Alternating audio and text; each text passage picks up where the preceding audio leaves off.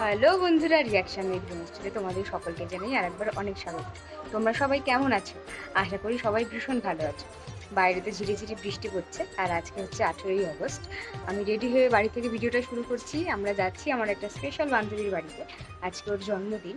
তো ওর জন্মদিনটা আমরা কীভাবে সেলিব্রেট করি, কী কী করি, আর কে কে আমার সঙ্গে যায়, তোমরা সব কিছু আমাদের সঙ্গে শেয়ার করবো। প্লিজ সঙ্গে থেকে। এতক্ষণে ভিডিও থামলাইন দেখে তোমরা বুঝতেই পেরে গেছো যে জন্মদিনটা কার। জন্মদিনটা ছিল নীলুর, কিন্তু সেই দিন অনেকক্ষণ ধরে রেডি হওয়ার পরেও বাইরে বৃষ্টি হচ্ছিল বলে আমি না বেরোতে পারছিলাম না। বাধ্য হয়ে বৃষ্টির মধ্যে ভিজে ভিজেই বেরিয়ে গেলাম, কিন্তু যাই হলো যথারীতি আমার জামাটা ভিজে গেল, আর আমাকে জামাটা চেঞ্জ করে চলে যেতে হলো নীলুর জন্মদিনের জন্য। কারণ ওখানে অর্ণবদা আর অঙ্কিতা অনেকক্ষণ ধরে দাঁড়িয়েছিল মিয়ামরের সামনে। তো আমরা গেলাম মিয়ামরে। তো অনেকক্ষণ ধরে বিচার বিশ্লেষণ করার পর আমাদের সবার মনে হলো যে আমরা কী কেক নেবো। শেষকালে আমরা এই ব্ল্যাক ফরেস্টটা সিলেক্ট করলাম। ব্ল্যাক ফরেস্টটা নিয়ে যে অঙ্কিতাকে জিজ্ঞাসা করলাম কি রে, ঠিকঠাক ছিল তো? অঙ্কিতা আর অর্ণবদা দুজনেই হ্যাপি ছিল। তো আমরা সবাই মিলে শেষে মিয়ামরের সামনে ঘুরঘুর করে একটুখানি কেক নিয়ে ততক্ষণে রওনা দিয়েছি যে স্বজন নীলাঞ্জনার বাড়িতে যাব বলে। কিন্তু হালকা হালকা ধীরে ধীরে বৃষ্টি তখনও পড়ছিল। তাহলে ভাবলাম যে ঠিক আছে, একবার যখন ভিজেই গেছি আবার জামা চেঞ্জ করে চলে এসেছি, আর বৃষ্টিতে আমার কি করবে, একটু ভয় আমি পাই। এই করতে করতে আমরা পৌঁছে গেছিলাম নীলাঞ্জনার সজলের বাড়িতে। গিয়ে দেখেছি যে বার্থডে গার্ল, যার জন্মদিন, সে এখনো রেডি হয়নি। সে তার মাকে এবং শাশুড়ি রান্নায় সাহায্য করছিল।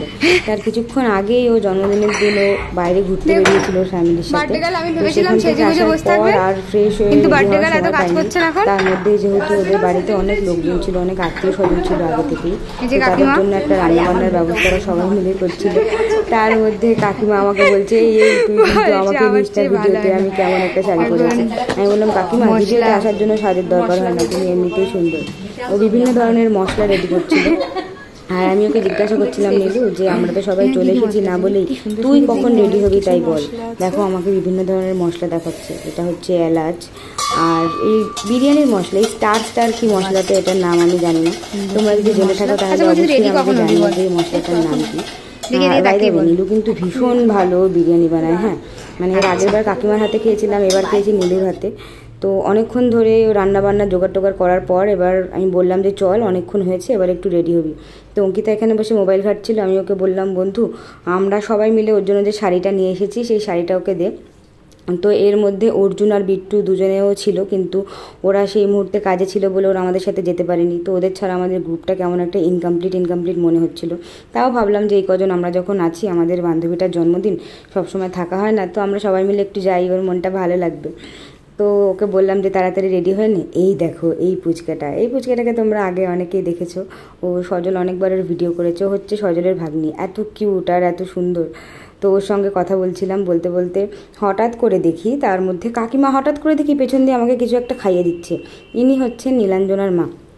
বিশ্বাস করো, এর আগে যতবার কাকিমার সঙ্গে দেখা হয়েছে কখনো মনে হয়নি মানে নীলুর মা বলে ফিল হয় না, মনে হয় আমারই মা। তো বন্ধুবান্ধবদের মায়ের কাছ থেকে যদি এরকম একটা মা সুলন আচরণ আমরা পাই, তো মানে আমি পাই, বিশেষ করে আমার খুব ভালো লাগে।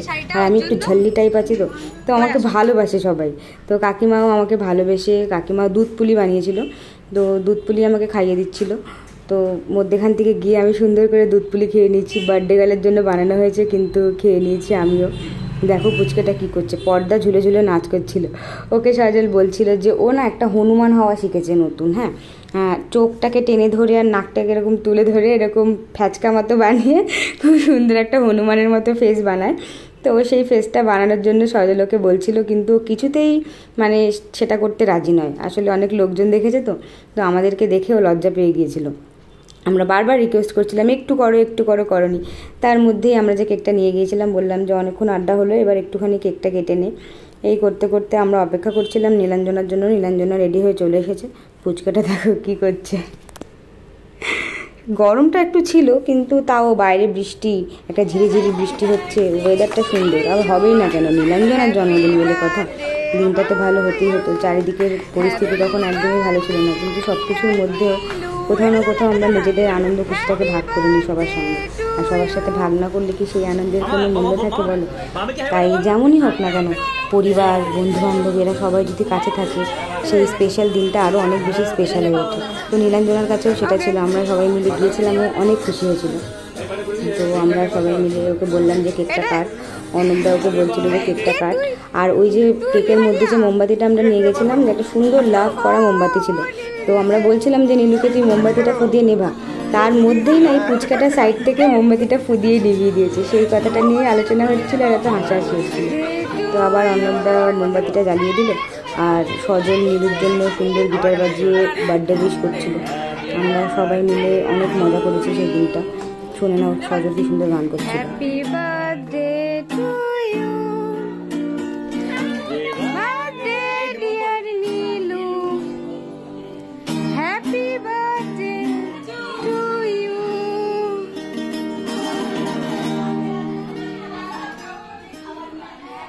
এবার এলো সেই কেক কাটিংয়ের পালা।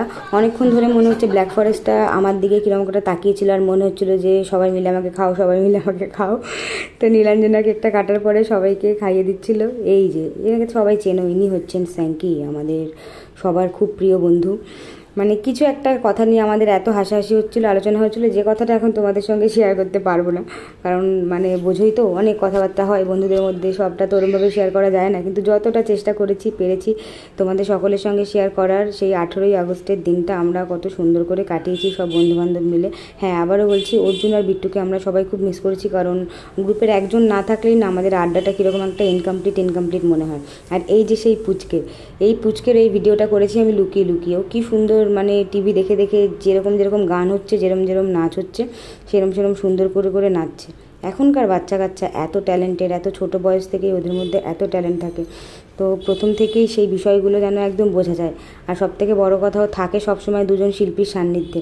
তো ওর মধ্যে শিল্পসত্তা তো এমনিতেই অনেক ভালো, তাড়াতাড়ি করে কাজ করবে, তাই না? সেটাই স্বাভাবিক। তো আমরা সবাই মিলে তখন ওই পুচকের নাচটা সবাই ভালো সুন্দর করে এনজয় করছিলাম।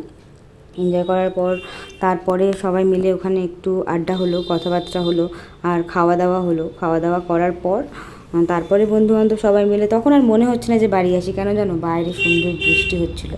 আর বৃষ্টির মধ্যে বন্ধুবান্ধবদের ছেড়ে চলে আসতে কি ভালো লাগে। তোমরা সবাই জানিও যে ভিডিওটা তোমাদের সবার কেমন লাগে।